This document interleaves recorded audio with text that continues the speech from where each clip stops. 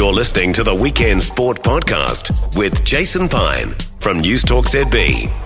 17 and a half away from 2. Big part of our Sunday afternoons the last couple of years has been James McOnie at around about this time. Good to know that the Weekend Sport people got together with your people, James, and negotiated another year. Good to have you back. Yeah, great negotiations. Thanks, Piney. My people and your people obviously agreed terms, and I'm back, baby. I mean, I was down in Carpia, looking at the great white sharks, but I thought, no, I can do this for you. Well, it's great to have you with us for 2025. Who knows what the year might hold? In fact, I want to talk about what the year might hold with you in a moment, but what the year's holding at the moment is a fairly cold Basin reserve where Sri Lanka are making fairly heavy going of it. 142 for 6 in the 34th. That's not even really a very good total in T20, is it, let alone 50 overs? I don't think I've seen this many puffer jackets at a January cricket game ever in New Zealand. So that's a world record. Maybe we need to get Guinness out there to test that. But I was really looking forward to watching Kamindu Mendes bat. Now he's the guy who averages 74 in tests. He's just raced up to I think 5 centuries already in test matches, and he got run out for 3. So. And also, the one thing about that is you wouldn't even know he's in the country now. I feel like that cricket does lack a little bit of hype. And forgive me, you may have interviewed him earlier in the show, Piney, but a batsman who's that talented coming to New Zealand would usually create a bit more of a stir, I think. Yeah, no, you're right. I haven't interviewed him. No, you're right. I think probably apart from those who follow the game as deeply as you and maybe, the Sri Lankan nationals who live now in New Zealand, you're right. I'm not sure that there would be a great degree of knowledge around about him. As far as New Zealand are concerned, I don't know about you, but in the T20s, I just loved seeing some new guys out there. And it's flowed into this as well. Mitch Hayes, Zach Folkes, Tim Robinson's out there. I'm just really enjoying the freshness of our white ball side. I know Tim Robinson's an interesting one, isn't he? He's a big, muscular, hunting, fishing batsman who loves to throw himself around. And, I mean, look, I think we needed to see that new talent come through. And Duffy as well, just showing that he can do things with the ball. Seems like he could be, a test bowler eventually as well. I mean, that's a good thing about it. Mitch Hay, as a keeper, looks really tidy. So, the signs are good. It's just that the summer, really, it's go and see the Black Caps now because I think the next time they head off to Pakistan and then return in March to play a big old series against Pakistan. But international cricket is about to disappear after this week. Yeah, it is. It's a shame because we always love, watching. Certainly, I do like watching red ball international cricket in January and February, even into March and April, and that's just not going to happen, unfortunately, this year. But look, I am, as I say, enjoying the freshness of the lineups that are out there with Mitchell Santner captaining the team, obviously. Other matters around tennis. Naomi Osaka's in the final at the ASB Classic later on this afternoon. Good to see her living up to her pre-tournament billing. Yes, indeed. And I mean, look, I think Naomi Osaka, tennis really needs her. She is an outstanding talent. 4 Grand Slam singles titles. She is legit a potential number one. And now when you look at the tennis landscape and all the players and the big names they've lost, and even with the drug scandals as well in the men's game, tennis needs Naomi Osaka. The top 3 at the moment, I think we've got Sabalenka from Belarus, Swiatek from Poland, Coco Gauff from USA, who is young. She's only won 1 Grand Slam, but you could easily say that if playing at her full potential, Osaka should be right up there, perhaps at number 1. She took time off to have a baby, of course, so she's been busy. Indeed, but yeah, no, great to see her back up there, and hopefully she can continue to climb. I think 57th in the world at the moment, but a good showing at the Aussie Open, and she'll start to climb up the rankings again. Speaking of climbing up and staying up there, Nottingham Forest is still third in the Premier League.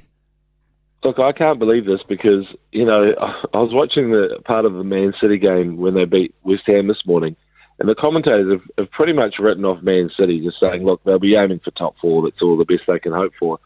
And then I sort of went and had a look at the table, and I thought, yeah, there's only 2 teams that can challenge Liverpool at the moment. And one of them is Arsenal, and the other is Nottingham Forest, because they've got a game in hand, and if they win again, then they go up level with Arsenal, which is crazy to think. But and also with Chris Wood at the forefront of everything they do, and right up there on the goal scorers list on the charts. This is I don't think I've ever seen a Kiwi player so influential in a top foreign league like that. It's just unbelievable. Yeah, I'm pretty sure it hasn't happened. I think it's unprecedented. Can't remember it happening.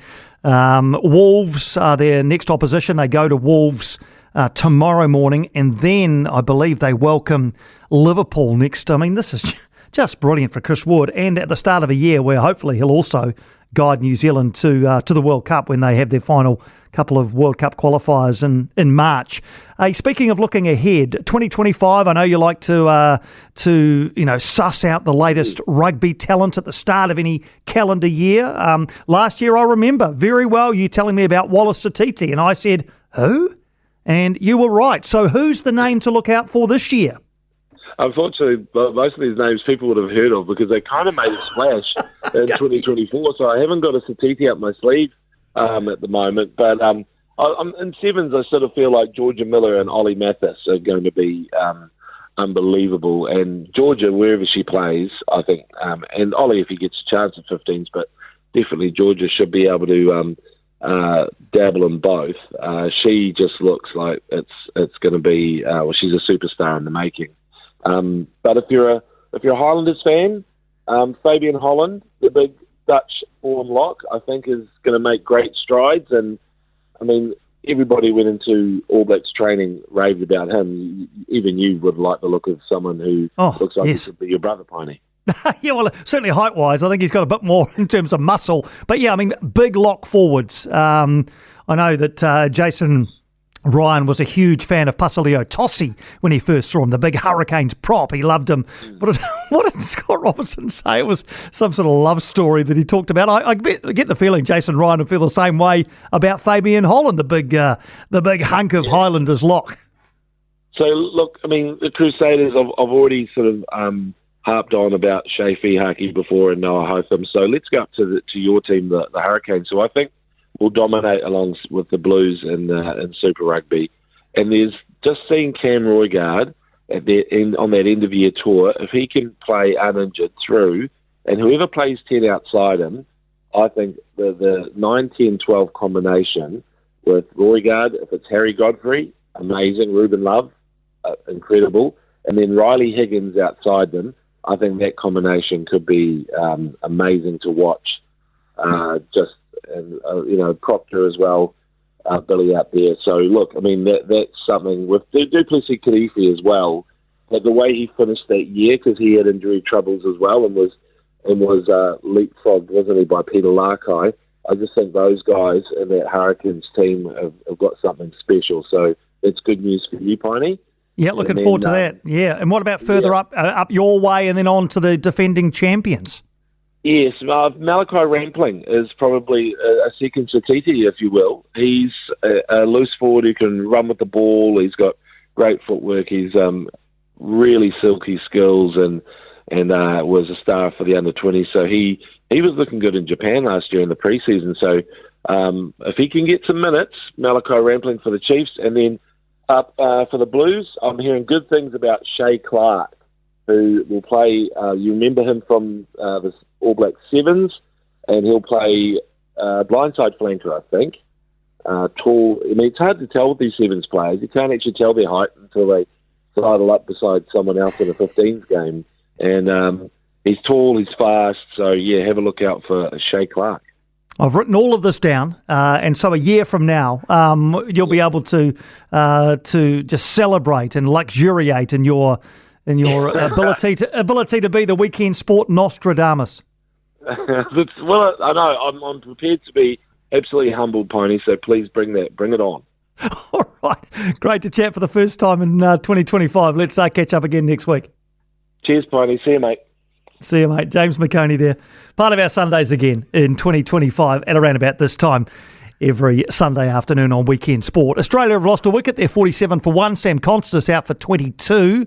So Marnus Labuschagne's come out to join Usman Khawaja. And as far as Sri Lanka are concerned, 153 for 6. They are 153 for 6 after 36 overs at the Basin Reserve. 7.5 to 2. News Talk ZB. For more from Weekend Sport with Jason Pine, listen live to News Talk ZB weekends from midday or follow the podcast on iHeartRadio.